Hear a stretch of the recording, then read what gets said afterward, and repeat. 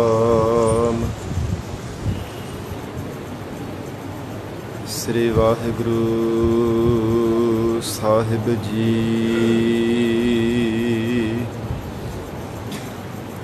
ਇੱਕ ਓੰਕਾਰ ਸਤਨਾਮ ਕਰਤਾ ਪੁਰਖ ਨਿਰਭਉ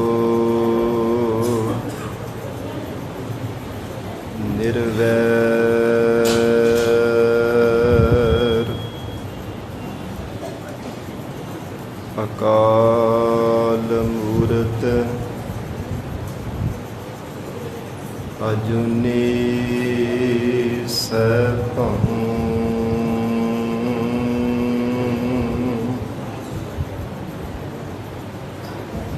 ਗੁਰ ਪ੍ਰਸਾਦ ਜਪ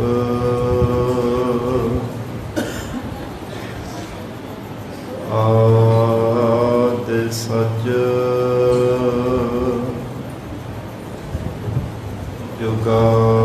ਜੁਗਾਦਿ ਸਚ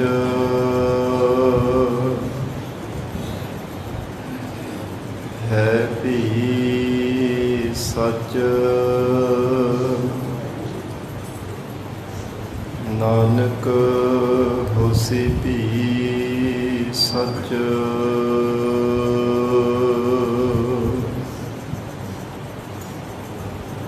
ਤੂੰ ਪ੍ਰਭ ਦਾਤਾ ਦਾਨ ਮਤ ਪੂਰਾ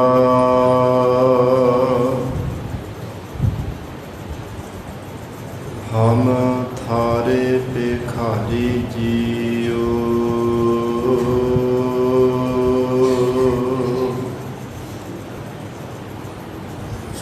ਮੈਂ ਕਿਆ ਮੰਗੋ ਕਿਛ ਥਿਰ ਨਾ ਰਹਾਈ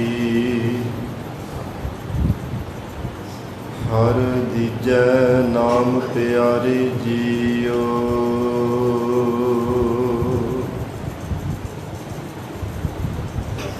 ਹਮ ਅੰਧਲੇ ਅੰਧ ਬਿਖੈ ਬਿਖਰਾਤੇ ਕਿਉ ਚੱਲ ਹੈ ਗੁਰ ਚਾਲੀ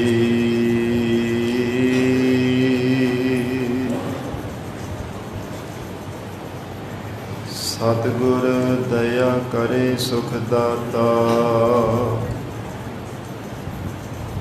ਹਮ ਲਾਵੈ ਆਪਨ ਪਾਲੀ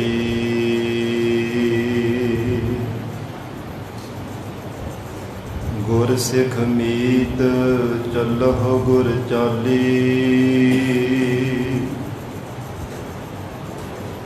ਜੋ ਗੁਰ ਕਹੈ ਸੋਈ ਭਲ ਮਾਨਹੁ ਹਰ ਹਰ ਕਥਾ ਨਿਰਾਲੀ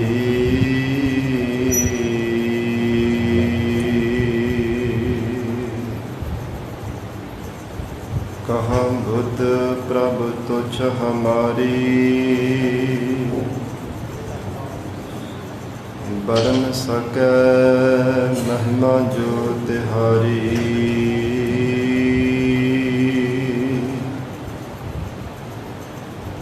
ਹਮ ਨਾ ਸਕਤ ਕਰ ਸਿਫਤ ਤੁਮਾਰੀ ਆਪ ਲੇਹੋ ਤੁਮ ਕਥਾ ਸੁਧਾਰੀ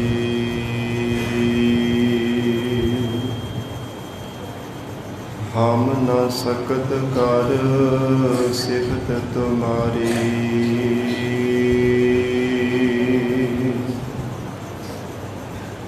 ਆਪ ਲੇਹੋ ਤੁਮ ਕਥਾ ਸੁਧਾਰੀ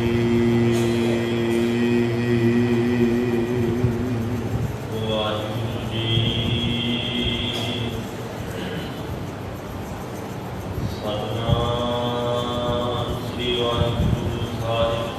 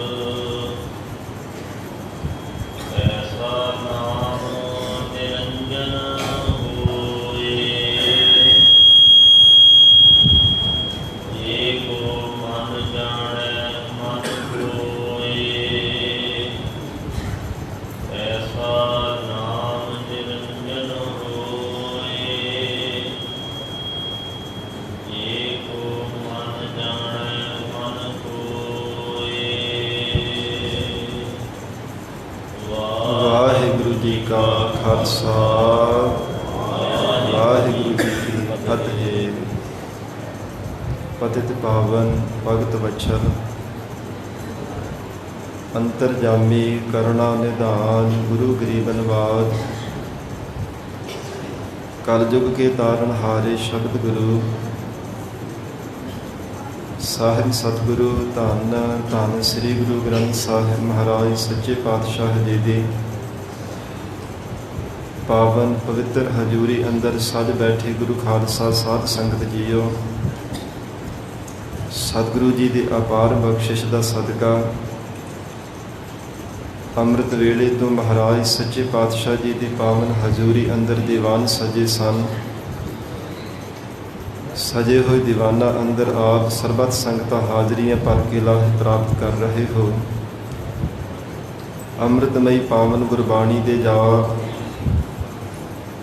अमृतमयी गुरबाणी का रस भिन्ना कीर्तन आप संगतां ने सरवण किया है।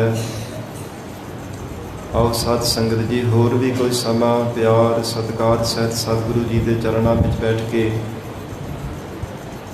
धन श्री गुरु ग्रंथ साहिब महाराज सच्चे पातशाह जी की लड़ीवार गुरबाणी की कथा सरवण करके लाहे प्राप्त करिए।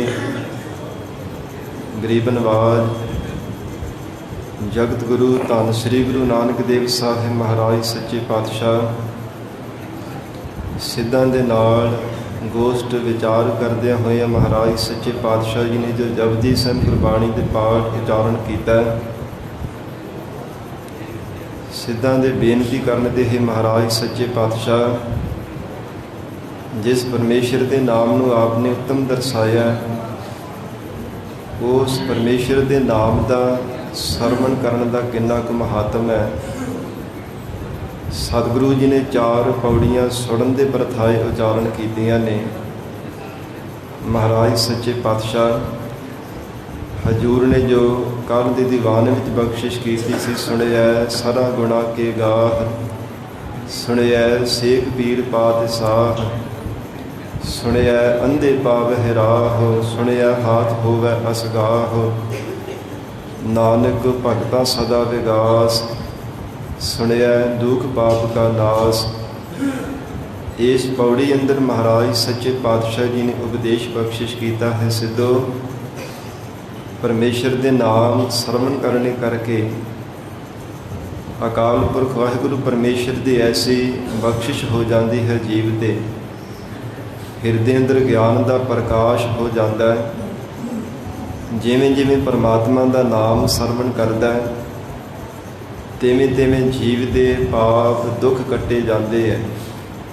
साध संगत जी, ये जो सुनिया जा पाठ जिहड़ा उचारण करना है, कई बार अणगेली नाल असीं सुणीया जां सुणिया पाठ बोल दिंदे हां। ये भी सानू नाल दे नाल ख्याल रखना चाहिए कि महाराज सच्चे पातशाह जी ने जो पाठ उचारण किया सुनिया, ऐड़े नूं दुलावां लगियां होईयां ने। ते जिन्नी देर तक गुरबाणी की संथया ना की जाए, इन्हां पाठां दा साध संगत जी भेद नहीं पता लगता। क्योंकि जिमें कोई ये जो पाठ आउंदे है, नाल दे नाल बेनती करी जा रहा, गुरमुखी अते पंजाबी भाषा दे विच बहुत ज़्यादा फर्क है। सुते ही असीं कई बार सुते सिद्ध बोल देंदे हाँ कि सानू तां पंजाबी पढ़नी आउंदी है, ते गुरमुखी भाषा बोलनी साडे वास्ते किहड़ी औखी गल है।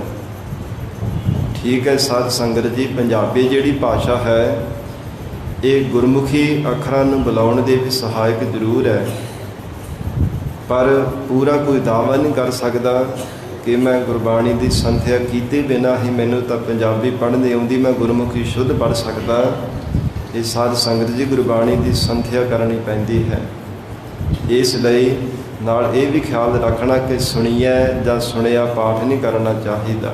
सुनिया ससे औंकड़ अणाने सिहारी ते ऐड़ी नूं दुलावा, ये मात्रावां पूरियां बुलाउणियां चाहिदियां। महाराज सच्चे पातशाह सतगुरु जी ने ये 4 पौड़ियां सुनिया दे प्रथाए उचारण कीतियां। फिर सिद्धां ने बेनती की है, महाराज सच्चे पातशाह परमात्मा के नाम का अपने सरवण का महात्म दसिया है। ਹੁਣ ਕਿਰਪਾ ਕਰੋ ਜੋ ਪਰਮੇਸ਼ਰ ਦੇ ਨਾਮ ਦਾ ਮੰਨਣ ਕਰਦੇ ਹੈ, ਉਹਨਾਂ ਦੇ ਪ੍ਰਥਾਏ ਆਪ ਕਿਰਪਾ ਕਰਕੇ ਸਾਨੂੰ ਉਪਦੇਸ਼ ਬਖਸ਼ੋ। हे ਮਹਾਰਾਜ ਸੱਚੇ ਪਾਤਸ਼ਾਹ, ਕਿੱਦਾਂ ਦੀ ਉਹਨਾਂ ਦੀ ਮਰਜ਼ਾਦਾ ਹੈ, ਕਿਹੋ ਜਿਹੀ ਉਹਨਾਂ ਦੀ ਗਤੀ ਹੈ ਜਿਨ੍ਹਾਂ ਨੇ ਸੁਣ ਕੇ ਮੰਨਣ ਕੀਤਾ ਹੈ।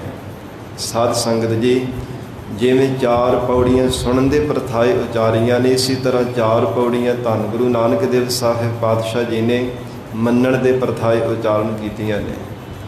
ਫਿਰ ਅੱਗੇ ਜੋ 5 ਪ੍ਰਵਾਨ 5 ਪ੍ਰਧਾਨ ਵਾਲੀ ਪੌੜੀ ਹੈ, ਇਹ ਨਿਧਿਆਸਣ ਕਮਾਈ ਦਾ ਸਾਧਨ ਮਹਾਰਾਜ ਸੱਚੇ ਪਾਤਸ਼ਾਹ ਜੀ ਨੇ ਇੱਥੇ ਜ਼ਿਕਰ ਕੀਤਾ ਹੈ। ਗਰੀਬ ਨਵਾਜ, ਕਿਉਂਕਿ ਸ਼੍ਰਵਣ ਮੰਨਣ ਅਤੇ ਨਿਧਿਆਸਣ ਸਭ ਤੋਂ ਪਹਿਲਾਂ ਸੁਣਿਆ ਜਾਂਦਾ ਹੈ, ਫਿਰ ਹਿਰਦੇ ਅੰਦਰ ਮੰਨਣ ਕੀਤਾ ਜਾਂਦਾ ਹੈ ਨਿਸ਼ਚਾ ਧਾਰਨ ਕਰਕੇ, ਫਿਰ ਤੀਸਰੇ ਥਾਂ 'ਤੇ ਸਾਧ ਸੰਗਤ ਦੇ ਜੀਵਨ ਦੇ ਵਿੱਚ ਉਹ ਮੰਨ ਕੇ ਕਮਾਇਆ ਜਾਂਦਾ ਹੈ। ਫਿਰ ਉਹ ਜੀਵਨ ਦੇ ਵਿੱਚ ਕਮਾ ਕੇ ਮਨੁੱਖ ਜਿੰਨਾ ਕੁ ਜੀਵਨ ਦੇ ਵਿੱਚ ਕਮਾਉਂਦਾ ਹੈ, ਪਰਮੇਸ਼ਰ ਦੇ ਨਾਮ ਦਾ ਸਤਿਗੁਰੂ ਜੀ ਬਖਸ਼ੇ ਹੋਏ ਉਪਦੇਸ਼ ਨੂੰ ਜਿੰਨਾ ਕੁ ਜੀਵਨ ਦੇ ਵਿੱਚ ਕਮਾਉਂਦਾ, ਉਹਨਾਂ ਕੁ ਜੀਵ ਨੂੰ ਫਲ ਪ੍ਰਾਪਤ ਹੋ ਜਾਂਦਾ ਹੈ।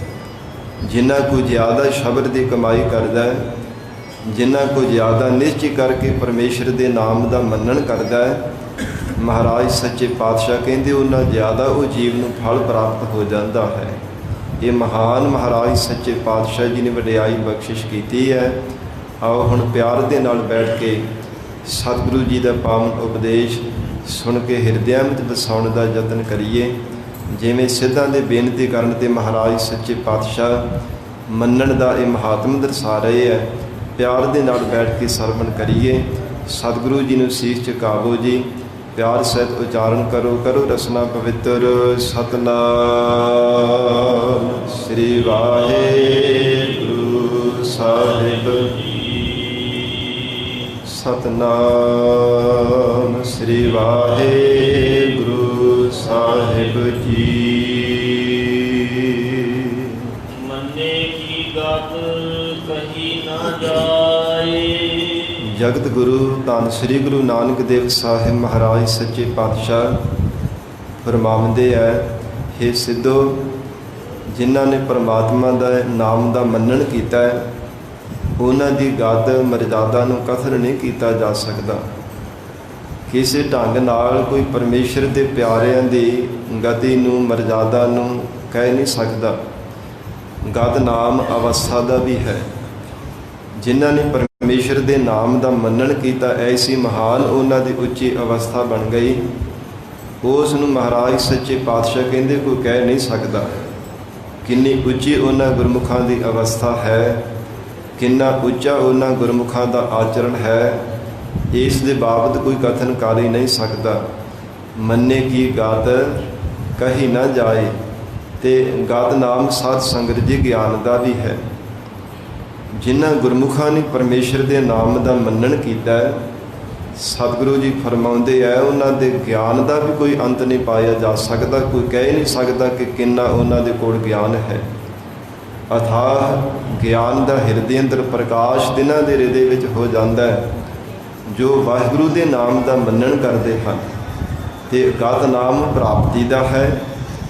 ਕਿਵੇਂ ਅਕਾਲ ਪੁਰਖ ਵਾਹਿਗੁਰੂ ਪਰਮੇਸ਼ਰ ਦੇ ਸਰੂਪ ਨੂੰ ਤਿਨਾਂ ਨੇ ਪਾਇਆ, ਕਿਤਨੇ ਵੱਡੇ ਅਥਾਹ ਪਰਮੇਸ਼ਰ ਦੇ ਸਰੂਪ ਦੀ ਤਿਨਾਂ ਨੇ ਪ੍ਰਾਪਤੀ ਕੀਤੀ ਹੈ। ਮਹਾਰਾਜ ਸੱਚੇ ਪਾਤਸ਼ਾਹ ਹਜ਼ੂਰ ਕਹਿੰਦੇ ਕਹੀ ਨਾ ਜਾਏ।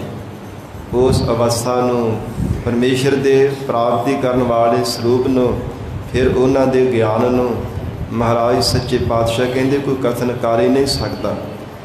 ਗਤ ਨਾਮ ਗ੍ਰਹਿਣ ਕਰਨ ਦਾ ਹੈ। ਸਤਿਗੁਰੂ ਨਾਨਕ ਦੇਵ ਸਾਹਿਬ ਮਹਾਰਾਜ ਸੱਚੇ ਪਾਤਸ਼ਾਹ ਫਰਮਾਉਂਦੇ, ਮੰਨੇ ਕੀ ਗਤ ਕਹੀ ਨਾ ਜਾਏ। ਜਿਨ੍ਹਾਂ ਨੇ ਦੇਵੀ ਸੰਪਦਾ ਸ਼ੁਭ ਗੁਣਾਂ ਨੂੰ ਗ੍ਰਹਿਣ ਕੀਤਾ, ਔਗੁਣਾਂ ਨੂੰ ਵਿਸਾਰ ਦਿੱਤਾ, ਫਿਰ ਜਗਤ ਅੰਦਰ ਜਿਤਨੇ ਵੀ ਔਗੁਣ ਹਨ ਜਾਂ ਬੁਰੇ ਕਰਮ ਹਨ, ਤਿਨਾਂ ਸਭ ਨੂੰ ਵਿਸਾਰ ਕੇ ਤੇ ਸ਼ੁਭ ਗੁਣਾਂ ਨੂੰ ਧਾਰਨ ਕੀਤਾ। ਸ਼ੁਭ ਕਰਮ ਕਰਦੇ ਹੈ। ਮਹਾਰਾਜ ਸੱਚੇ ਪਾਤਸ਼ਾਹ ਕਹਿੰਦੇ ਤਿੰਨਾਂ ਦੀ ਵੀ ਮਰਜ਼ਾਦਾ ਨੂੰ ਕਦੇ ਕਥਨ ਕੀਤਾ ਹੀ ਨਹੀਂ ਜਾ ਸਕਦਾ। ਤਿੰਨਾਂ ਦੇ ਗਿਆਨ ਨੂੰ, ਤਿੰਨਾਂ ਗੁਰਮੁਖਾਂ ਦੇ ਸਤਿਪੁਰਸ਼ਾਂ ਦੀ ਅਵਸਥਾ ਨੂੰ ਕੋਈ ਕਥਨ ਨਹੀਂ ਕਰ ਸਕਦਾ। ਕਿਸੇ ਢੰਗ ਦੁਆਰਾ ਵੀ ਵਾਹਿਗੁਰੂ ਦੇ ਪਿਆਰਿਆਂ ਦੀ ਮਿਤ ਮਰਜ਼ਾਦਾ ਨੂੰ ਕਥਨ ਨਹੀਂ ਕੀਤਾ ਜਾ ਸਕਦਾ।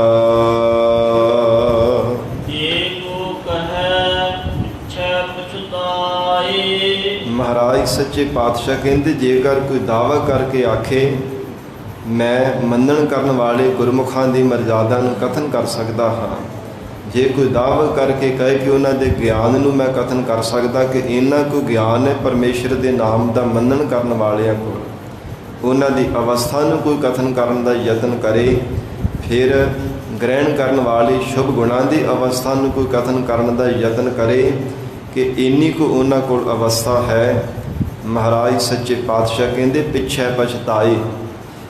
ਪੂਰਾ ਗਿਆਨ ਵੀ ਉਹਨਾਂ ਦਾ ਕਥਨ ਨਹੀਂ ਕੀਤਾ ਜਾ ਸਕਦਾ, ਪੂਰੀ ਅਵਸਥਾ ਵੀ ਕਥਨ ਨਹੀਂ ਕੀਤੀ ਜਾ ਸਕਦੀ, ਫਿਰ ਸ਼ੁਭ ਗੁਣਾਂ ਦੇ ਗ੍ਰਹਿਣ ਕਰਨ ਦੀ ਅਵਸਥਾ ਨੂੰ ਵੀ ਕਥਨ ਨਹੀਂ ਕੀਤਾ ਜਾ ਸਕਦਾ। ਇਸ ਲਈ ਮਹਾਰਾਜ ਸੱਚੇ ਪਾਤਸ਼ਾਹ ਕਹਿੰਦੇ ਪਿੱਛੇ ਪਛਤਾਏ, ਬਾਅਦ ਵਿੱਚ ਪਛਤਾਤਾਪ ਹੀ ਕਰਨਾ ਪਵੇਗਾ, ਉਹ ਜੀਵ ਨੂੰ ਪਛਤਾਉਣਾ ਹੀ ਪਵੇਗਾ। ਜੇ ਦਾਅਵਾ ਕਰਕੇ ਕਹਿੰਦਾ ਕਿ ਮੈਂ ਮੰਨਣ ਕਰਨ ਵਾਲੇ ਗੁਰਮੁਖਾਂ ਦੀ ਅਵਸਥਾ ਨੂੰ ਕਥਨ ਕਰ ਸਕਦਾ ਹਾਂ। ਸਾਧ ਸੰਗਤ ਜੀ, ਮਹਾਰਾਜ ਸੱਚੇ ਪਾਤਸ਼ਾਹ ਸਤਿਗੁਰੂ ਜੀ ਦੇ ਪਾਵਨ ਬਚਨ ਭਗਤ ਰਸਨਾ ਦੁਆਰਾ ਹਜੂਰ ਨੇ ਬਚਨ ਕੀਤੇ ਹੈ, ਕਬੀਰ ਸਾਧ ਸਮੁੰਦਰ ਮਸ ਕਰੋ, ਕਲਮ ਕਰੋ ਬਨ ਰਾਏ, ਬਸਦਾ ਕਾਗਦ ਜਾਓ ਕਰੋ, ਹਰ ਜਸ ਲਿਖਨ ਨਾ ਜਾਏ। ਪਰਮੇਸ਼ਰ ਦੇ ਪਿਆਰਿਆਂ ਦਾ ਜੋ ਜਸ ਹੈ ਉਹ ਕਥਨ ਕੀਤਾ ਹੀ ਨਹੀਂ ਜਾ ਸਕਦਾ। ਜਿਹੜੇ 7 ਸਮੁੰਦਰ ਇਹਨਾਂ ਦੀ ਸਿਆਹੀ ਕੋਈ ਬਣਾ ਲਵੇ, ਬਨਸਪਤ ਦੇ ਕਲਮਾ ਬਣਾ ਲਵੇ, ਫਿਰ ਇੰਨੀ ਤੇਜ਼ੀ ਦੇ ਨਾਲ ਚੱਲੇ ਕਿ ਜਿਵੇਂ ਹਵਾ ਪਵਨ ਚੱਲਦੀ ਹੈ। ਮਹਾਰਾਜ ਸੱਚੇ ਪਾਤਸ਼ਾਹ ਹਜੂਰ ਕਹਿੰਦੇ ਧਰਤੀ ਨੂੰ ਕਾਗਜ਼ ਰੂਪ ਭਾਵੇਂ ਬਣਾ ਦੇਵੇ, ਐਸਾ ਕਹਿੰਦੇ ਕੋਈ ਮਨੁੱਖ ਯਤਨ ਕਰ ਕਰਕੇ ਦੇਖ ਲਵੇ, ਪਰ ਪਰਮੇਸ਼ਰ ਦੇ ਪਿਆਰਿਆਂ ਦਾ ਜਸ ਨਹੀਂ ਕੋਈ ਕਥਨ ਕਰ ਸਕਦਾ।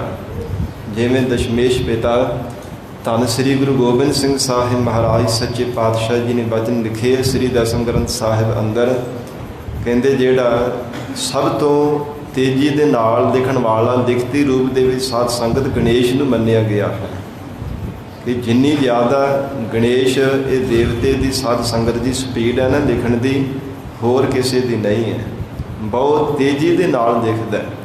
ਤੇ ਮਹਾਰਾਜ ਸੱਚੇ ਪਾਤਸ਼ਾਹ ਨੇ ਵਚਨ ਕੀਤੇ, ਕਹਿੰਦੇ ਇੱਕ ਨਹੀਂ ਕਰੋੜਾਂ ਭਾਵੇਂ ਗਣੇਸ਼ ਲਿਖਣ ਦਾ ਯਤਨ ਕਰ ਲੈਣ, ਲਿਖਤੀ ਰੂਪ ਹੋ ਕਰਕੇ ਆ ਜਾਣ, ਪਰ ਫਿਰ ਵੀ ਮੰਨਣ ਕਰਨ ਵਾਲਿਆਂ ਦੀ ਗਤੀ ਨੂੰ ਕੋਈ ਕਥਨ ਨਹੀਂ ਕਰ ਸਕਦਾ। ਫਿਰ ਇਸੇ ਪ੍ਰਕਾਰ ਜਿਹੜੀ ਸਰਸਤੀ ਦੇਵੀ ਹੈ, ਇਹ ਵਿਦਿਆ ਦੀ ਸਾਧ ਸੰਗਤ ਦੀ ਦਾਦੀ ਮੰਨੀ ਗਈ ਹੈ। ਇਹ ਭਗਤਾ ਰੂਪ ਹੋ ਕਰਕੇ ਭਾਵੇਂ ਕਥਨ ਕਰਨ ਦਾ ਯਤਨ ਕਰੇ, ਪਰ ਹਜੂਰ ਕਹਿੰਦੇ ਫਿਰ ਵੀ ਮੰਨਣ ਕਰਨ ਵਾਲਿਆਂ ਦੀ ਅਵਸਥਾ ਨੂੰ, ਤਿਨਾਂ ਦੇ ਗਿਆਨ ਨੂੰ, ਤਿਨਾਂ ਦੇ ਗੁਣਾਂ ਨੂੰ ਕੋਈ ਕਥਨ ਨਹੀਂ ਕਰ ਸਕਦਾ। ਇਸ ਲਈ ਹਜੂਰ ਨੇ ਫਰਮਾਨ ਕੀਤਾ, ਜੇ ਕੋ ਕਹੈ ਪਿੱਛੇ ਪਛਤਾਏ, ਜੇ ਕੋ ਕਹਿਣ ਦਾ ਯਤਨ ਵੀ ਕਰੇਗਾ ਤੇ ਬਾਅਦ ਵਿੱਚ ਪਛਤਾਤਾਪ ਹੀ ਕਰਨਾ ਪਵੇਗਾ। ਮਹਾਰਾਜ ਸੱਚੇ ਪਾਤਸ਼ਾਹ ਹਜੂਰ ਨੇ ਫਰਮਾਨ ਕੀਤਾ ਹੈ ਨਾ, परमात्मा ने जितनी को आरजू जीव की लिख करके पाई है उतनी की भोगता है। जिन्हें सवास परमात्मा ने गिण करके लिख के जीव के कर्मां विच पाए हैं उन्ने की भोगता है। नण काले सब दिवस सास नह बढ़न घटन तिरसार। तो फिर जिन्नी को उम्र है भावें उम्र पर एक नहीं किन्नियां ही जन्म धारण कर करके उम्र भोग जावे, मनन करन वालियां दी अवस्था नूं कथन करन दा यतन करे, भावें लिखती रूप ते भावें जबान तो बोल करके, फिर भी महाराज सच्चे पातशाह कहते हो जीव नूं पछतावा ही करना पवेगा। ऐसी महान उन्हां बंदगी करन वाले सतपुरुषां दी अवस्था है। सत संगत जिस समय धन सतगुरु श्री गुरु रामदास साहिब महाराज सच्चे पातशाह हजूर अमृतसर साहिब की पावन धरती ते सिख संगतां उपदेश बख्शिश कर रहे गरीब नवाज सतगुरु जी के बड़े भराता बाबा सहारी मल जी आए लाहौर तो। गरीब नवाज महाराज सच्चे पातशाह धन सतगुरु श्री गुरु रामदास साहिब महाराज जी ने आके बेनती की, हे सतगुरु जी आप जी दे भतीजे का आनंद कारज है, आप कृपा करके लाहौर विखे आवो। महाराज सच्चे पातशाह जी ने वचन किए, ਕਹਿੰਦੇ ਜੇ ਅਸੀਂ ਚੱਲ ਕੇ ਆਉਂਦੇ ਹਾਂ ਤੇ ਸਾਡੇ ਨਾਲ ਬਹੁ ਗਿਣਤੀ ਵਿੱਚ ਸਿੱਖ ਸੰਗਤਾਂ ਆਉਣਗੀਆਂ, ਤੁਹਾਨੂੰ ਪਰੇਸ਼ਾਨੀ ਹੋਵੇਗੀ, ਸਾਰੀਆਂ ਸੰਗਤਾਂ ਨੂੰ ਸਾਂਭ ਸੰਭਾਲਣ ਦੇ ਵਿੱਚ ਦਿੱਕਤ ਆਵੇਗੀ। ਇਸ ਲਈ ਮਹਾਰਾਜ ਸੱਚੇ ਪਾਤਸ਼ਾਹ ਜੀ ਨੇ ਇਨਕਾਰ ਕਰ ਦਿੱਤਾ, ਕਹਿੰਦੇ ਕਿ ਅਸੀਂ ਆ ਨਹੀਂ ਸਕਦੇ, ਤੁਹਾਨੂੰ ਪਰੇਸ਼ਾਨੀ ਹੋਵੇਗੀ। ਗਰੀਬ ਨਵਾਜ ਮਹਾਰਾਜ ਸੱਚੇ ਪਾਤਸ਼ਾਹ ਨੇ ਬੇਨਤੀ ਕੀਤੀ, ਹੈ ਮਹਾਰਾਜ ਆਪਣੇ ਸਾਹਿਬਜ਼ਾਦੇ ਜੀ ਨੂੰ ਭੇਜ ਦੇਵੋ। ਤੁਹਾਡਾ ਸਰੂਪ ਜਾਣ ਕੇ ਮਹਾਰਾਜ ਸੱਚੇ ਪਾਤਸ਼ਾਹ ਹਜ਼ੂਰ ਨੇ ਸਭ ਤੋਂ ਮਾਰੀ, ਕਹਿਣ ਲੱਗੇ ਇਹ ਪੁੱਤਰ ਪ੍ਰਿਥੀ ਚੰਦ, ਤੁਹਾਡੇ ਤਾਇਆ ਜੀ ਆਏ ਹਨ, ਤੁਹਾਡੇ ਭਰਾਤਾ ਦਾ ਆਨੰਦ ਕਾਰਜ ਹੈ, ਇਸ ਲਾਹੌਰ ਦੇ ਵਿੱਚ ਜਾਵੋ ਅਤੇ ਸਾਰਾ ਕਾਰਜ ਨਿਭਾ ਕੇ ਤੇ ਫਿਰ ਵਾਪਸ ਆਉਣਾ। ਪ੍ਰਿਥੀ ਚੰਦ ਦੇ ਮਨ ਵਿੱਚ ਖੋਟ ਸੀਗੀ ਅਤੇ ਕਹਿਣ ਲੱਗਾ, ਹੇ ਮਹਾਰਾਜ ਪਿਤਾ ਜੀ, ਜੇ ਮੈਂ ਇੱਥੋਂ ਛੱਡ ਕਰਕੇ ਚਲਿਆ ਜਾਂਦਾ ਤੇ ਜਿੰਨੀ ਜ਼ਿੰਮੇਵਾਰੀ ਮੇਰੇ ਸਿਰ 'ਤੇ ਹਨ ਹੋਰ ਕੋਈ ਨਿਭਾ ਨਹੀਂ ਪਿਛਾ ਸਕੇਗਾ। ਮੇਰੇ ਪਿੱਛੋਂ ਇੰਨੀ ਜ਼ਿੰਮੇਵਾਰੀ ਕਿਸੇ ਨੇ ਨਿਭਾ ਨਹੀਂ ਸਕਣੀ, ਇਸ ਲਈ ਮੈਂ ਨਹੀਂ ਜਾ ਸਕਦਾ। ਲੰਗਰ ਦੀਆਂ ਰਸਤਾਂ ਬਸਤਾਂ ਦੇਣੀਆਂ, ਆਈ ਗਈ ਸੰਗਤਾਂ ਨੂੰ ਸਿਰੋਂ ਪਾਓ ਦੇਣੇ, ਸਾਰਾ ਜਿਤਨਾ ਵੀ ਸਾਂਭ ਸੰਭਾਲਣ ਦਾ ਹੈ, ਵਸਤੂਆਂ ਪਦਾਰਥ ਧਨ ਜੋ ਵੀ ਸੰਗਤਾਂ ਲਿਆ ਕੇ ਭੇਟਾਵਾਂ ਅਰਪਣ ਕਰਦੀਆਂ ਨੇ, ਉਹ ਸਾਰੀ ਜ਼ਿੰਮੇਵਾਰੀ ਤਾਂ ਮੇਰੇ ਸਿਰ 'ਤੇ ਹੈ। ਮੈਂ ਚਲਾ ਗਿਆ ਤੇ ਪਿੱਛੋਂ ਸਾਰੀ ਜ਼ਿੰਮੇਵਾਰੀ ਕਿਹਨੇ ਸਾਂਭਣੀ ਹੈ? ਇਹ ਮਹਾਨ ਸੇਵਾ ਕੋਈ ਕਰ ਨਹੀਂ ਸਕੇਗਾ। ਮਨ ਵਿੱਚ ਖੋਟ ਸੀ ਕਿ ਮੈਂ ਜੇ ਚਲਾ ਗਿਆ ਤੇ ਪਿੱਛੋਂ ਕਿਤੇ ਛੋਟੇ ਭਰਾਤਾ ਸਤਿਗੁਰੂ ਅਰਜਨ ਦੇਵ ਸਾਹਿਬ ਮਹਾਰਾਜ ਨੂੰ ਗੁਰਤਾ ਗੱਦੀ ਨਾ ਕਿਤੇ ਦੇ ਦੇ। ਮਨ ਵਿੱਚ ਖੋਟ ਸੀਗੀ। ਮਹਾਰਾਜ ਸੱਚੇ ਪਾਤਸ਼ਾਹ ਹਜ਼ੂਰ ਨੇ ਬਚਨ ਕੀਤੇ, ਗੁਰੂ ਨਾਨਕ ਪਾਤਸ਼ਾਹ ਦੇ ਘਰ ਦੀ ਸੇਵਾ ਇਹ ਤਾਂ ਸਤਿਗੁਰਾਂ ਨੇ ਆਪੇ ਕਰਵਾਈ ਜਾਣੀ ਹੈ, ਪਰ ਪ੍ਰਿਥੀ ਚੰਦ ਤੂੰ ਸਾਡਾ ਬਚਨ ਮੰਨ ਅਤੇ ਆਪਣੇ ਤਾਇਆ ਜੀ ਦੇ ਨਾਲ ਜਾ ਅਤੇ ਆਨੰਦ ਕਾਰਜ ਦਾ ਸਾਰਾ ਇਹ ਕਾਰਜ ਸੰਪੂਰਨ ਕਰਕੇ ਫਿਰ ਵਾਪਸ ਆਉਣਾ। ਪਰ ਸਤਿਗੁਰੂ ਜੀ ਦਾ ਬਚਨ ਨਾ ਮੰਨਿਆ। ਮਹਾਰਾਜ ਸੱਚੇ ਪਾਤਸ਼ਾਹ ਹਜ਼ੂਰ ਨੇ ਫਿਰ ਦੂਸਰੇ ਸਾਹਿਬਜ਼ਾਦੇ ਬਾਬਾ ਮਹਾਦੇਵ ਜੀ ਨੂੰ ਬੁਲਾਇਆ, ਬਰਗਤ ਸੁਭਾਅ ਵਾਲੇ, ਅਤੇ ਆ ਕਰਕੇ ਬੇਨਤੀ ਕੀਤੀ, ਹੈ ਪਿਤਾ ਸਤਿਗੁਰੂ ਜੀ, ਸਾਨੂੰ ਕਿਸੇ ਨਾਲ ਰਿਸ਼ਤੇਦਾਰੀ ਦੇ ਨਾਲ ਮਹਾਰਾਜ ਕੋਈ ਵੀ ਕਿਸੇ ਪ੍ਰਕਾਰ ਦਾ ਕੋਈ ਵਾਹ ਨਹੀਂ, ਕੋਈ ਪ੍ਰੇਮ ਨਹੀਂ ਹੈ, ਅਤੇ ਸਾਡਾ ਸੁਭਾਅ ਹੀ ਇੱਦਾਂ ਦਾ, ਅਸੀਂ ਕੀ ਕਰਨਾ ਉੱਥੇ ਜਾ ਕਰਕੇ। ਮਹਾਰਾਜ ਸੱਚੇ ਪਾਤਸ਼ਾਹ ਹਜ਼ੂਰ ਨੇ ਫਿਰ ਧੰਨ ਸਤਿਗੁਰੂ ਅਰਜਨ ਦੇਵ ਸਾਹਿਬ ਮਹਾਰਾਜ ਜੀ ਨੂੰ ਬਚਨ ਕੀਤਾ। ਉਸੇ ਸਮੇਂ ਹੱਥ ਜੋੜ ਕੇ ਬੇਨਤੀ ਕੀਤੀ, ਹੈ ਪਿਤਾ ਸਤਿਗੁਰੂ ਜੀ, ਕੀ ਆਪ ਜੀ ਦਾ ਹੁਕਮ ਹੈ? ਇਤਿਹਾਸ ਅੰਦਰ ਕਵੀ ਭਾਈ ਸੰਤੋਖ ਸਿੰਘ ਜੀ ਨੇ ਬਚਨ ਲਿਖੇ ਹੈ, ਕਹਿੰਦੇ ਭਾਵੇਂ ਪਿਤਾ ਸਤਿਗੁਰੂ ਰਾਮਦਾਸ ਸਾਹਿਬ ਮਹਾਰਾਜ ਸੱਚੇ ਪਾਤਸ਼ਾਹ ਦੇ ਨਾਲ ਇਤਨਾ ਜ਼ਿਆਦਾ ਪ੍ਰੇਮ ਹੈ ਜਿਵੇਂ ਮੱਛੀ ਦਾ ਪਾਣੀ ਦੇ ਨਾਲ ਹੈ, ਆਧਾਰ ਜੀਵਨ ਹੀ ਉਹਦਾ ਪਾਣੀ ਹੈ, ਇਤਨੀ ਜ਼ਿਆਦਾ ਪ੍ਰੀਤ ਹੈ। ਅਤੇ ਮਹਾਰਾਜ ਸੱਚੇ ਪਾਤਸ਼ਾਹ ਸਤਿਗੁਰੂ ਦੀ ਜੇਕਰ ਕਿਸੇ ਕਾਰਜ ਦੇ ਵਾਸਤੇ ਇੱਕ ਦਿਨ ਵਾਸਤੇ ਜਾਂ ਇੱਕ ਦੋ ਪਹਿਰਾਂ ਵਾਸਤੇ ਵੀ ਜਾਂਦੇ, ਫਿਰ ਬੜਾ ਵੈਰਾਗ ਕਰਦੇ ਮਹਾਰਾਜ ਸੱਚੇ ਪਾਤਸ਼ਾਹ ਦੇਵ ਸਾਹਿਬ ਮਹਾਰਾਜ ਜੀ। ਅਤੇ ਹਜ਼ੂਰ ਨੇ ਬਚਨ ਕੀਤਾ, 1 ਮਹੀਨਾ ਲਾਹੌਰ ਦੇ ਵਿੱਚ ਰਹਿ ਕਰਕੇ ਸਾਰਾ ਕਾਰਜ ਨਿਭਾ ਕੇ ਅਤੇ ਫਿਰ ਜਿੱਥੇ ਸਾਡਾ ਜਨਮ ਅਸਥਾਨ ਹੈ ਉੱਥੇ ਧਰਮਸ਼ਾਲਾ ਬਣਾ ਕੇ ਸਿੱਖੀ ਦਾ ਪ੍ਰਚਾਰ ਕਰਨਾ। ਮਹਾਰਾਜ ਸੱਚੇ ਪਾਤਸ਼ਾਹ ਸਤਿਗੁਰੂ ਜੀ ਦਾ ਬਚਨ ਮੋੜਿਆ ਨਹੀਂ, ਸੱਚ ਬਚਨ ਕਹਿ ਦਿੱਤਾ। ਗਰੀਬ ਨਵਾਜ ਸਤਿਗੁਰੂ ਜੀ ਜਦੋਂ ਕਿਉਂਕਿ ਤੋਰਨ ਲੱਗਿਆ ਬਚਨ ਕੀਤਾ ਸੀ, ਜਿੰਨੀ ਦੇਰ ਤੱਕ ਸਾਡਾ ਸੁਨੇਹਾ ਨਾ ਆਵੇ ਆਪਣੀ ਮਰਜ਼ੀ ਦੇ ਨਾਲ ਅੰਮ੍ਰਿਤਸਰ ਸਾਹਿਬ ਵਿਖੇ ਇੱਥੇ ਨਹੀਂ ਆਉਣਾ। 7 ਬਚਨ ਕਹਿ ਕਰਕੇ ਗਏ ਸਨ, ਫਿਰ ਆਪ ਆਉਣ ਦਾ ਯਤਨ ਵੀ ਕੋਈ ਨਾ ਕੀਤਾ।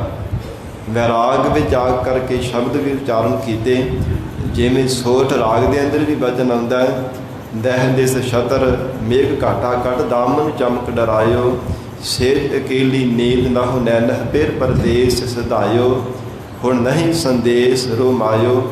ਇਉਂ ਸੋਰਠ ਰਾਗ ਦੇ ਅੰਦਰ ਵੀ ਮਹਾਰਾਜ ਸੱਚੇ ਪਾਤਸ਼ਾਹ ਜੀ ਨੇ ਉਚਾਰੇ ਹੈ। ਅਤੇ ਫਿਰ ਸਾਧ ਸੰਗਤ ਜੀ, ਕਦੇ ਤਾਂ ਕੋਠੇ ਦੇ ਉੱਪਰ ਚੜ੍ਹ ਕਰਕੇ, ਚੁਬਾਰੇ 'ਤੇ ਚੜ੍ਹ ਕਰਕੇ ਤੱਕਦੇ ਕੋਈ ਸਿੱਖ ਆਉਂਦਾ ਸਾਨੂੰ ਸੁਨੇਹਾ ਦੇਣ ਦੇ ਵਾਸਤੇ ਕਿ ਹੁਣ ਪਿਤਾ ਸਤਿਗੁਰੂ ਜੀ ਬੁਲਾਉਂਦੇ ਹੈ ਅਤੇ ਨਾਲੇ ਵੈਰਾਗ ਕਰੀ ਜਾਂਦੇ ਹਨ। ਇੱਕ ਸਿੱਖ ਨੇ ਆ ਕਰਕੇ ਕਿਹਾ ਕਿ ਮਹਾਰਾਜ, ਜੇ ਪਿਤਾ ਸਤਿਗੁਰੂ ਜੀ ਆਪ ਜੀ ਨੂੰ ਬੁਲਾਉਂਦੇ ਨਹੀਂ ਹੈ ਅਤੇ ਤੁਸੀਂ ਇੱਥੇ ਹੀ ਮਨ ਲਾ ਕਰਕੇ ਰਹੋ ਸਾਂ। ਅਤੇ ਕਹਿਣ ਲੱਗੇ, ਕਿਵੇਂ ਅਸੀਂ ਭੁਲਾ ਦੇਈਏ ਪਿਤਾ ਸਤਿਗੁਰੂ ਰਾਮਦਾਸ ਸਾਹਿਬ ਸੱਚੇ ਪਾਤਸ਼ਾਹ ਜੀ ਨੂੰ, ਜਿਨ੍ਹਾਂ ਦੇ ਚਰਨਾਂ ਦੇ ਅਸੀਂ ਪਾਉਂਦੇ ਹਾਂ। ਜਿਨ੍ਹਾਂ ਦੇ ਚਰਨਾਂ ਵਿੱਚ ਭਗਤੀ ਰੂਪ ਸ਼ੁਭ ਗੁਣਾਂ ਰੂਪੀ ਸੁਗੰਧੀ ਅਸੀਂ ਸਦਾ ਹੀ ਮਾਣਦੇ ਆ ਰਹੇ ਹਾਂ, ਕਿਵੇਂ ਉਹਨਾਂ ਨੂੰ ਹਿਰਦਿਓਂ ਵਿਸਾਰ ਸਕਦੇ ਹਾਂ। ਫਿਰ ਮਾਝ ਰਾਗ ਦੇ ਅੰਦਰ ਵੀ ਸਤਿਗੁਰੂ ਅਰਜਨ ਦੇਵ ਸਾਹਿਬ ਮਹਾਰਾਜ ਸੱਚੇ ਪਾਤਸ਼ਾਹ ਜੀ ਨੇ ਪੱਤਰਕਾਰ ਰੂਪ ਦੇ ਵਿੱਚ ਇਹ ਵਚਨ ਉਚਾਰਨ ਕਰਕੇ ਸਿੱਖ ਦੇ ਹੱਥ ਭੇਜੇ ਸਨ। ਹੇ ਮਹਾਰਾਜ, ਮੇਰਾ ਮਨ ਲੋਚੈ ਗੁਰ ਦਰਸ਼ਨ ਤਾਈ, ਬਿਲਬ ਕਰੇ ਚਾਤ੍ਰਿਕ ਕੀ ਨਿਆਈ, ਤ੍ਰਿਖਾਨਾ ਉਤਰੈ ਸਾਧ ਨ ਆਵੈ, ਬਿਨ ਦਰਸ਼ਨ ਸੰਤ ਪਿਆਰੇ ਜੀਓ, ਹਉ ਘੋਲੀ ਜੀਓ ਘੋਲ ਘੁਮਾਈ, ਗੁਰ ਦਰਸ਼ਨ ਸੰਤ ਪਿਆਰੇ ਜੀਓ। ਇਹ ਪਹਿਲਾ ਪਦ ਪੱਤਰਕਾਰ ਰੂਪ ਦੇ ਵਿੱਚ ਲਿਖ ਕਰਕੇ ਸਿੱਖ ਦੇ ਹੱਥ ਭੇਜਿਆ। ਨਾਲ ਇਹ ਵਚਨ ਕੀਤਾ, ਭਾਈ ਸਿੱਖਾ, ਗਰੀਬ ਨਵਾਜ ਪਿਤਾ ਸਤਿਗੁਰੂ ਜੀ ਨੂੰ ਜਾ ਕਰਕੇ ਪੱਤਰ ਦੇਣਾ ਹੈ। ਫਿਰ ਮਹਾਰਾਜ ਸੱਚੇ ਪਾਤਸ਼ਾਹ ਜੋ ਜਵਾਬ ਦੇਣਗੇ ਫਿਰ ਲੈ ਕਰਕੇ ਆਉਣਾ। ਜਦੋਂ ਸਿੱਖ ਅੰਮ੍ਰਿਤਸਰ ਸਾਹਿਬ ਦੀ ਧਰਤੀ 'ਤੇ ਪਹੁੰਚਿਆ, ਸਾਹਮਣੇ ਪ੍ਰਿਥੀ ਚੰਦ ਮਿਲ ਪਿਆ। ਦੇਖਿਆ ਕਿ ਲੱਗਦਾ ਬਹੁਤ ਦੂਰੀ ਤੋਂ ਚੱਲ ਕੇ ਆਇਆ, ਹੋ ਸਕਦਾ ਕਿਤੇ ਲਾਹੌਰੋਂ ਹੀ ਨਾ ਚੱਲ ਕੇ ਆਇਆ ਹੋਵੇ। ਕੱਪੜੇ ਸਿੱਖ ਦੇ ਜਿਹੜੇ ਘੱਟੇ ਦੇ ਨਾਲ ਭਰੇ ਹੋਏ ਹੈ, ਬੜਾ ਥਕੇਵੀ ਦੀ ਸਹਿਤ ਮੈਨੂੰ ਜਾਪਦਾ। ਇਹ ਅੰਦਾਜ਼ਾ ਲਗਾ ਕੇ ਹੀ ਸਾਧ ਸੰਗਤ ਜੀ ਸਿੱਖ ਨੂੰ ਪੁੱਛ ਲਿਆ ਕਿ ਕਿੱਥੋਂ ਆਇਆ। ਦੱਸਿਆ ਕਿ ਮੈਂ ਲਾਹੌਰ ਤੋਂ ਆਇਆ। ਆਪ ਜੀ ਦੇ ਭਰਾਤਾ ਸ੍ਰੀ ਅਰਜਨ ਦੇਵ ਸਾਹਿਬ ਜੀ ਨੇ ਇਹ ਪੱਤਰ ਭੇਜਿਆ ਕਿ ਸਤਿਗੁਰੂ ਜੀ ਨੂੰ ਦੇਣਾ ਹੈ। ਉਸੇ ਸਮੇਂ ਸਿੱਖ ਤੋਂ ਲੈ ਕੇ ਤੇ ਆਪਣੀ ਜੇਬ ਦੇ ਵਿੱਚ ਪਾ ਲਿਆ। ਫਿਰ ਉੱਥੋਂ ਹੀ ਮੋੜ ਦਿੱਤਾ ਕਿ ਪਿਤਾ ਸਤਿਗੁਰੂ ਜੀ ਜੋ ਵੀ ਬਚਨ ਕਰਨਗੇ ਮੈਂ ਫਿਰ ਤੁਹਾਨੂੰ ਦੱਸ ਦੇਵਾਂਗਾ। ਇਹ ਮੈਂ ਆਪ ਹੀ ਪੱਤਰ ਉਹਨਾਂ ਨੂੰ ਦੇ ਦੇਵਾਂਗਾ, ਤੁਸੀਂ ਚਲੇ ਜਾਓ। ਤੇ ਮਹਾਰਾਜ ਸੱਚੇ ਪਾਤਸ਼ਾਹ ਦੇ ਨਾਲ ਮਿਲਣ ਤੱਕ ਵੀ ਨਹੀਂ ਦਿੱਤਾ। ਮਨ ਦੇ ਵਿੱਚ ਖੋਟ ਸੀ ਕਿ ਗਰੀਬ ਨਵਾਜ ਸਤਿਗੁਰੂ ਜੀ ਨੇ ਜਦੋਂ ਜਾ ਕੇ ਸਿੱਖ ਨੇ ਦੱਸਿਆ ਤੇ ਕਹਿਣ ਲੱਗਾ, ਜੀ ਤੁਹਾਡੇ ਭਰਾਤਾ ਨੇ ਮੇਰੇ ਕੋਲ ਪੱਤਰ ਲੈ ਲਿਆ ਸੀਗਾ। ਫਿਰ ਦੂਸਰੀ ਵਾਰ ਫਿਰ ਇਹ ਬਚਨ ਲਿਖ ਕਰਕੇ ਦੂਸਰਾ ਪਦ ਲਿਖ ਕੇ ਭੇਜਿਆ, ਉਹ ਵੀ ਪ੍ਰਿਥੀ ਚੰਦ ਨੇ ਲੈ ਲਿਆ। ਤੇ ਸਾਧ ਸੰਗਤ ਜੀ ਜਦੋਂ ਤੀਸਰੀ ਵਾਰ ਸਿੱਖ ਨੂੰ ਭੇਜਣ ਲੱਗੇ ਤਾਂ ਸਤਿਗੁਰੂ ਅਰਜਨ ਦੇਵ ਸਾਹਿਬ ਮਹਾਰਾਜ ਉਸ ਸਮੇਂ ਨਾਲ ਤਾੜਨਾ ਭਰੇ ਬਚਨ ਕੀਤੇ ਕਿ ਪਿਤਾ ਸਤਿਗੁਰੂ ਜੀ ਤੋਂ ਬਿਨਾਂ ਹੋਰ ਕਿਸੇ ਨੂੰ ਪੱਤਰਕਾਰ ਨਹੀਂ ਦੇਣੀ। ਫਿਰ ਪ੍ਰਿਥੀ ਚੰਦ ਤੋਂ ਅੱਖ ਚੁਰਾ ਕਰਕੇ ਮਹਾਰਾਜ ਸੱਚੇ ਪਾਤਸ਼ਾਹ ਸਤਿਗੁਰੂ ਰਾਮਦਾਸ ਸਾਹਿਬ ਮਹਾਰਾਜ ਜੀ ਨੂੰ ਲਿਆ ਕਰਕੇ ਸਿੱਖ ਨੇ ਪੱਤਰਕਾਰ ਦਿੱਤੀ। ਬਾਬਾ ਬੁੱਢਾ ਜੀ ਆਦਿਕ ਨਾਲ ਗੁਰਸਿੱਖ ਸਨ। ਗਰੀਬ ਨਵਾਜ ਸਤਿਗੁਰਾਂ ਨੇ ਜਦੋਂ ਬਚਨ ਪੜ੍ਹੇ ਤੇ ਉੱਥੇ ਤੀਜਾ ਲਿਖਿਆ ਹੋਇਆ ਸੀ, ਭਾਵ ਇਹ ਤੀਸਰਾ ਪਦ ਹੈ। ਸਤਿਗੁਰੂ ਜੀ ਨੇ ਉਸ ਸਮੇਂ ਬਾਬਾ ਬੁੱਢਾ ਜੀ ਨੂੰ ਸਾਧ ਸੰਗਤ ਭੇਜਿਆ। ਅੰਤਰਜਾਮੀ ਮਹਾਰਾਜ ਸੱਚੇ ਪਾਤਸ਼ਾਹ ਜਾਣਦੇ ਸਨ ਕਿ ਵੈਰਾਗ ਦੇ ਵਿੱਚ ਜਾ ਕਰਕੇ ਵਚਨ ਲਿਖ ਕਰਕੇ ਭੇਜੇ ਹੈ, ਕਿਉਂਕਿ ਸਾਡੇ ਚਰਨਾਂ ਦੇ ਭਾਵਰੇ ਬਣ ਕਰਕੇ ਸਦਾ ਹੀ ਸਾਹਿਬਜ਼ਾਦਾ ਜੀ ਨੇ ਰਹਿਣਾ ਕੀਤਾ ਹੈ। ਬਾਬਾ ਬੁੱਢਾ ਜੀ ਨੇ ਉਸੇ ਸਮੇਂ ਭੇਜਿਆ, ਗੱਡੇ ਦੇ ਕੱਟ ਕਰਕੇ ਗਏ। ਜਦੋਂ ਮਹਾਰਾਜ ਸੱਚੇ ਪਾਤਸ਼ਾਹ ਧੰਨ ਸਤਿਗੁਰੂ ਅਰਜਨ ਦੇਵ ਸਾਹਿਬ ਮਹਾਰਾਜ ਜੀ ਨੂੰ ਲੈ ਕੇ ਅੰਮ੍ਰਿਤਸਰ ਸਾਹਿਬ ਦੀ ਧਰਤੀ 'ਤੇ ਆਏ, ਕਵੀ ਭਾਈ ਸੰਤੋਖ ਸਿੰਘ ਜੀ ਨੇ ਲਿਖਿਆ, ਗਰੀਬ ਨਵਾਜ ਪਿਤਾ ਸਤਿਗੁਰੂ ਰਾਮਦਾਸ ਸਾਹਿਬ ਮਹਾਰਾਜ ਸੱਚੇ ਪਾਤਸ਼ਾਹ ਦੇ ਚਰਨਾਂ 'ਤੇ ਆ ਕੇ ਆਪਣਾ ਸੀਸ ਰੱਖਿਆ। ਵੈਰਾਗ ਦੇ ਵਿੱਚ ਭੇਜ ਕਰਕੇ ਨੇਤਰਾਂ ਵਿੱਚੋਂ ਜਲ ਵਗਾ ਦਿੱਤਾ। ਮਹਾਰਾਜ ਸੱਚੇ ਪਾਤਸ਼ਾਹ ਦੇ ਚਰਨ ਧੋ ਦਿੱਤੇ ਵੈਰਾਗ ਵਿੱਚ ਆ ਕੇ। हे ਮਹਾਰਾਜ ਸਤਿਗੁਰੂ ਜੀ, ਆਪ ਜੀ ਨੇ ਮਹਾਨ ਕਿਰਪਾ ਕੀਤੀ। ਮਹਾਰਾਜ ਆਪਣੇ ਚਰਨਾਂ ਦੇ ਵਿੱਚ ਸਾਨੂੰ ਬੁਲਾ ਲਿਆ ਹੈ। ਗਰੀਬ ਨਵਾਜ ਧੰਨ ਸਤਿਗੁਰੂ ਅਰਜਨ ਦੇਵ ਸਾਹਿਬ ਮਹਾਰਾਜ ਸੱਚੇ ਪਾਤਸ਼ਾਹ ਜੀ ਨੂੰ ਕਹਿਣ ਲੱਗੇ ਕਿ ਸਾਹਿਬਜ਼ਾਦਾ ਜੀ, ਇਹ ਜੋ ਪੱਤਰਕਾਰ ਸਾਨੂੰ ਸਿੱਖ ਦੇ ਕੋਲੋਂ ਮਿਲੀ, ਇਹਦੇ ਉੱਪਰ ਤੀਆ ਲਿਖਿਆ ਹੋਇਆ, ਪਹਿਲੇ ਦੋ ਪਦ ਕਿਉਂ ਨਹੀਂ ਉਚਾਰਨ ਕੀਤੇ? ਕਹਿਣ ਲੱਗੇ, ਮਹਾਰਾਜ ਅਸੀਂ ਭੇਜੇ ਸੀ, ਪ੍ਰਿਥੀ ਚੰਦ ਵੱਡੇ ਭਰਾਤਾ ਨੇ ਆਪਣੇ ਕੋਲ ਰੱਖ ਲਏ ਸਨ। ਉਸੇ ਸਮੇਂ ਬੁਲਾਇਆ ਗਿਆ ਤੇ ਇਤਿਹਾਸ ਅੰਦਰ ਜ਼ਿਕਰ ਆਉਂਦਾ ਕਿ ਪ੍ਰਿਥੀ ਚੰਦ ਉਸ ਸਮੇਂ ਇਸ਼ਨਾਨ ਕਰਦਾ ਪਿਆ ਸੀਗਾ। ਨਾਲ ਦੇ ਚੇਲੇ ਜਾਟੜੇ ਵੀ ਉਹ ਕੋਈ ਮਾਲਿਸ਼ ਕਰ ਰਿਹਾ ਸੀਗਾ, ਕੋਈ ਲਾਗੇ ਉਹਦੇ ਵਡਿਆਈ ਦੇ ਵਚਨ ਕਰ ਰਿਹਾ ਸੀ। ਜਦੋਂ ਸਤਿਗੁਰੂ ਜੀ ਵੱਲੋਂ ਭੇਜਿਆ ਹੋਇਆ ਸਿੱਖ ਗਿਆ ਤੇ ਉਹ ਸਮੇਂ ਕਹਿਣ ਲੱਗਾ ਕਿ ਮੈਂ ਅਜੇ ਬਾਅਦ ਵਿੱਚ ਆਉਣਾ ਹਾਂ। ਹਜ਼ੂਰ ਨੇ ਫਿਰ ਵਚਨ ਕਰਕੇ ਭੇਜਿਆ ਕਿ ਹੁਣੇ ਕੋਈ ਜ਼ਰੂਰੀ ਕੰਮ ਹੈ, ਹੁਣੇ ਆਵੋ ਸਾਡੇ ਕੋਲ, ਪਰ ਨਹੀਂ ਆਇਆ। ਫਿਰ ਸਾਧ ਸੰਗਤ ਜੀ ਜਦੋਂ ਕਾਲੀ ਦੇ ਨਾਲ ਚੱਲ ਕਰਕੇ ਆਇਆ ਨਾ ਕਿੰਨੀ ਦੇਰ ਬਾਅਦ, ਤੇ ਮਹਾਰਾਜ ਸੱਚੇ ਪਾਤਸ਼ਾਹ ਨੇ ਪੁੱਛਿਆ ਕਿ ਜਿਹੜੇ ਦੋ ਪੱਤਰਕਾਰ ਪਹਿਲਾਂ ਸਿੱਖ ਲੈ ਕਰਕੇ ਆਏ ਸੀ ਕਿੱਥੇ ਹਨ? ਝੂਠ ਬੋਲ ਦਿੱਤਾ ਸਤਿਗੁਰੂ ਰਾਮਦਾਸ ਸਾਹਿਬ ਸੱਚੇ ਪਾਤਸ਼ਾਹ ਜੀ ਨੂੰ ਕਿ ਪਿਤਾ ਜੀ ਮੈਨੂੰ ਕੀ ਪਤਾ, ਮੈਂ ਇਹਨਾਂ ਪੱਤਰਕਾਵਾਂ ਦਾ ਕੀ ਕਰਨਾ ਹੈ। ਤੇ ਮਹਾਰਾਜ ਸੱਚੇ ਪਾਤਸ਼ਾਹ ਨੇ ਸਿੱਖ ਨੂੰ ਭੇਜਿਆ ਕਿ ਜਾਓ ਇਹਦੇ ਚੋਲੇ ਦੇ ਵਿੱਚੋਂ ਕੱਢ ਕਰਕੇ ਲੈ ਆਓ। ਘਰ ਗਏ, ਚੋਲੇ ਦੇ ਵਿੱਚੋਂ ਪਹਿਲੀਆਂ 2 ਪੱਤਰਕਾਵਾਂ ਉਸੇ ਤਰ੍ਹਾਂ ਹੀ ਪਈਆਂ ਸਨ।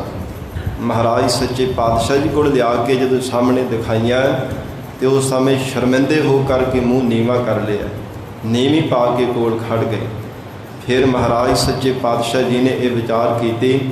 ਬਾਬਾ ਬੁੱਢਾ ਸਾਹਿਬ ਜੀ ਆਦਿ ਗੁਰਸਿੱਖ ਸਤਿਗੁਰੂ ਜੀ ਦੇ ਕੋਲ ਹੱਥ ਜੋੜ ਕਰਕੇ ਖੜੇ ਨੇ। ਕਹਿਣ ਲੱਗੇ, ਮਹਾਰਾਜ ਇਹ ਛੋਟੇ ਸਾਹਿਬਜ਼ਾਦਾ ਹੀ ਮਹਾਰਾਜ ਗੁਰਤਾ ਗੱਦੀ ਦੇ ਯੋਗ ਹਨ। ਗਰੀਬ ਨਵਾਜ ਸਤਿਗੁਰੂ ਜੀ ਨੇ ਫਿਰ ਸਾਧ ਸੰਗਤ ਗੁਰਤਾ ਗੱਦੀ ਦੀ ਦਾਤ ਬਖਸ਼ਿਸ਼ ਕੀਤੀ। ਘੁੱਟ ਕਰਕੇ ਛਾਤੀ ਦੇ ਨਾਲ ਲਾਇਆ। ਹਰ ਪ੍ਰਕਾਰ ਯੋਗ ਜਾਣ ਕਰਕੇ ਮਹਾਰਾਜ ਸੱਚੇ ਪਾਤਸ਼ਾਹ ਜੀ ਨੇ ਐਸੀ ਬਖਸ਼ਿਸ਼ ਕੀਤੀ। ਇਸ ਲਈ ਹਜ਼ੂਰ ਕਹਿੰਦੇ ਹਨ, ਜੇ ਕੋ ਕਹੈ ਪਿੱਛੇ ਪਛਤਾਏ। ਜੇਕਰ ਕੋਈ ਕਹਿਣ ਦਾ ਯਤਨ ਵੀ ਕਰੇ ਤੇ ਫਿਰ ਬਾਅਦ ਵਿੱਚ ਪਛਤਾਤਾਪ ਕਰਨਾ ਪੈਂਦਾ ਹੈ। ਕੋਈ ਮੰਨਣ ਕਰਨ ਵਾਲਿਆਂ ਦੀ ਅਵਸਥਾ ਨੂੰ ਕਥਨ ਕਰ ਹੀ ਨਹੀਂ ਸਕਦਾ। ਕਿੰਨਾ ਗਿਆਨ ਪਰਮੇਸ਼ਰ ਨੇ ਉਹਨਾਂ ਨੂੰ ਬਖਸ਼ਿਸ਼ ਕੀਤਾ ਹੈ, ਕਿੰਨੀ ਨਿਮਰਤਾ ਦੀ ਦਾਤ ਉਹਨਾਂ ਨੂੰ ਪਰਮੇਸ਼ਰ ਨੇ ਬਖਸ਼ਿਸ਼ ਕੀਤੀ ਹੈ। ਸਤਿਗੁਰੂ ਨਾਨਕ ਦੇਵ ਸਾਹਿਬ ਮਹਾਰਾਜ ਸੱਚੇ ਪਾਤਸ਼ਾਹ ਉਚਾਰਨ ਕਰ ਰਹੇ ਹੈ, ਸਿੱਧੋ ਜੇਕਰ ਕੋਈ ਕਹਿਣ ਦਾ ਯਤਨ ਵੀ ਕਰੇਗਾ ਤੇ ਬਾਅਦ ਵਿੱਚ ਉਹਨੂੰ ਪਛਤਾਤਾਪ ਹੀ ਕਰਨਾ ਪਵੇਗਾ। ਕਾਗਦ ਕਲਮ ਨਾ ਲਿਖਣ ਹਾਰ। ਫਿਰ ਬੇਨਤੀ ਕੀਤੀ ਹੈ, ਮਹਾਰਾਜ ਜੇ ਰਸਨਾ ਤੋਂ ਕੋਈ ਬੋਲ ਕੇ ਨਹੀਂ ਕਥਨ ਕਰ ਸਕਦਾ ਤੇ ਮਹਾਰਾਜ ਸੱਚੇ ਪਾਤਸ਼ਾਹ ਕਾਗਜ਼ ਦੇ ਉੱਪਰ ਕਰਮ ਲੈ ਕਰਕੇ ਲਿਖ ਕੇ ਤਾਂ ਉਹਨਾਂ ਦੀ ਅਵਸਥਾ ਨੂੰ ਕਥਨ ਕੀਤਾ ਹੀ ਜਾ ਸਕਦਾ ਹੋਵੇਗਾ। ਹਜ਼ੂਰ ਕਹਿੰਦੇ, ਕਾਗਜ਼ ਕਲਮ ਨਾ ਲਿਖਣ ਹਾਰ। ਇਹ ਸਿੱਧੋ ਭਾਵੇਂ ਕੋਈ ਕਾਗਜ਼ ਲੈ ਲਵੇ, ਹੱਥ ਵਿੱਚ ਕਲਮ ਫੜ ਲਵੇ, ਫਿਰ ਵੀ ਉਹਨਾਂ ਗੁਰਮੁਖਾਂ ਦੀ ਅਵਸਥਾ ਨੂੰ ਕੋਈ ਕਥਨ ਨਹੀਂ ਕਰ ਸਕਦਾ। ਜੇ ਸਾਰੀ ਧਰਤੀ ਕਾਗਜ਼ ਰੂਪ ਹੋ ਜਾਵੇ, 7 ਸਮੁੰਦਰ ਸਿਆਹੀ ਰੂਪ ਹੋ ਜਾਣ, 18 ਭਾਰ ਬਨਸਪਤ ਤੇ ਕਲਮ ਰੂਪ ਹੋ ਜਾਵੇ, ਹਵਾ ਚਲਾਉਣ ਰੂਪ ਹੋ ਜਾਵੇ, ਫਿਰ ਵੀ ਤਿੰਨਾਂ ਗੁਰਮੁਖਾਂ ਦੀ ਅਵਸਥਾ ਨੂੰ ਕੋਈ ਕਥਨ ਨਹੀਂ ਕਰ ਸਕਦਾ। ਮੰਨੇ ਕਾ ਬਹਿ ਕਰਨ ਵਿਚਾਰ। ਮਹਾਰਾਜ ਸੱਚੇ ਪਾਤਸ਼ਾਹ ਫਿਰ ਕੌਣ ਉਹਨਾਂ ਗੁਰਮੁਖਾਂ ਦੀ ਅਵਸਥਾ ਨੂੰ ਕਥਨ ਕਰਦਾ ਹੈ। ਕੋਈ ਤਾਂ ਵਿਚਾਰਵਾਨ ਹੋਵੇਗਾ ਹੀ। ਗਰੀਬ ਨਵਾਜ ਧੰਨ ਸਤਿਗੁਰੂ ਨਾਨਕ ਦੇਵ ਸਾਹਿਬ ਮਹਾਰਾਜ ਸੱਚੇ ਪਾਤਸ਼ਾਹ ਕਹਿੰਦੇ, ਜਿਹੜੇ ਸਤ ਸੰਗਤ ਦੇ ਵਿੱਚ ਬੈਠ ਕੇ ਵਿਚਾਰ ਕਰਦੇ ਹਨ, ਗੁਰੂ ਸ਼ਬਦ ਦੇ ਵਿਚਾਰਵਾਨ ਗੁਰਮੁਖ ਪਿਆਰੇ ਹੀ ਤਿੰਨਾਂ ਗੁਰਮੁਖਾਂ ਦੀ ਅਵਸਥਾ ਨੂੰ ਕਥਨ ਕਰਦੇ ਹੈ, ਪਰ ਸਮਗਰ ਫੇਰ ਵੀ ਅਵਸਥਾ ਕਥਨ ਨਹੀਂ ਕੀਤੀ ਜਾ ਸਕਦੀ। ਮੰਨੇ ਕਾ ਬਹਿ ਕਰਨ ਵਿਚਾਰ। ਜਿਨ੍ਹਾਂ ਨੇ ਪਰਮੇਸ਼ਰ ਦੇ ਨਾਮ ਦਾ ਮੰਨਣ ਕੀਤਾ, ਗਰੀਬ ਨਵਾਜ ਮਹਾਰਾਜ ਸੱਚੇ ਪਾਤਸ਼ਾਹ ਕਹਿੰਦੇ ਹਨ, ਉਹ ਅਕਾਲ ਪੁਰਖ ਵਾਹਿਗੁਰੂ ਪਰਮੇਸ਼ਰ ਦੇ ਪਿਆਰੇ ਜਨ, ਜਿਨ੍ਹਾਂ ਨੇ ਅਕਾਲ ਪੁਰਖ ਪਰਮੇਸ਼ਰ ਦੇ ਨਾਮ ਦਾ ਮੰਨਣ ਕੀਤਾ ਹੈ, ਤਿੰਨਾਂ ਦੇ ਗੁਰਮੁਖ ਪਿਆਰੇ ਵਿਚਾਰਵਾਨਾਂ ਨੇ ਹੀ ਸਤ ਸੰਗਤ ਵਿੱਚ ਬੈਠ ਕਰਕੇ ਉਹਨਾਂ ਦੀ ਵਿਚਾਰ ਕੀਤੀ ਹੈ। ਮੰਨੇ ਕਾ ਬਹਿ ਕਰਨ ਵਿਚਾਰ। ਜਿਨ੍ਹਾਂ ਨੇ ਇੱਕ ਮੁੱਠ ਹੋ ਕਰਕੇ, ਇੱਕ ਵਿਚਾਰ ਰੂਪ ਹੋ ਕਰਕੇ ਵਿਚਾਰ ਕੀਤੀ ਹੈ, ਅਸਲ ਦੇ ਵਿੱਚ ਉਹ ਪਰਮੇਸ਼ਰ ਦੇ ਨਾਮ ਦੇ ਮੰਨਣ ਦਾ ਇਹ ਵਿਚਾਰਾਂ ਕਰਦੇ ਹਨ ਕਿ ਕਿੰਨਾ ਵੱਡਾ ਮਹਾਤਮ ਹੈ। ਉਹ ਗੁਰਮੁਖ ਪਿਆਰੇ ਹਰ ਸਮੇਂ ਇਹੋ ਵਿਚਾਰ ਕਰਦੇ ਹੈ ਕਿ ਜੇ ਪਰਮੇਸ਼ਰ ਦੇ ਨਾਮ ਦਾ ਮੰਨਣ ਕੀਤਾ ਜਾਵੇ ਤੇ ਬਹੁਤ ਵੱਡਾ ਮਹਾਤਮ ਹੈ, ਮਹਾਨ ਵਡਿਆਈਆਂ ਪ੍ਰਾਪਤ ਹੁੰਦੀਆਂ ਨੇ, ਬਹੁਤ ਸਾਰਾ ਜਸ ਪ੍ਰਾਪਤ ਹੁੰਦਾ ਹੈ। ਐਸਾ ਨਾਮ ਨਿਰੰਜਨ ਹੋਏ। ਧੰਨ ਸਤਿਗੁਰੂ ਨਾਨਕ ਦੇਵ ਸਾਹਿਬ ਮਹਾਰਾਜ ਸੱਚੇ ਪਾਤਸ਼ਾਹ ਹਜ਼ੂਰ ਨੇ ਫਰਮਾਨ ਕੀਤਾ, ਐਸਾ ਅਕਾਲ ਪੁਰਖ ਵਾਹਿਗੁਰੂ ਪਰਮੇਸ਼ਰ ਦਾ ਨਾਮ ਹੈ। ਨਿਰੰਜਨ ਮਾਇਆ ਦੀ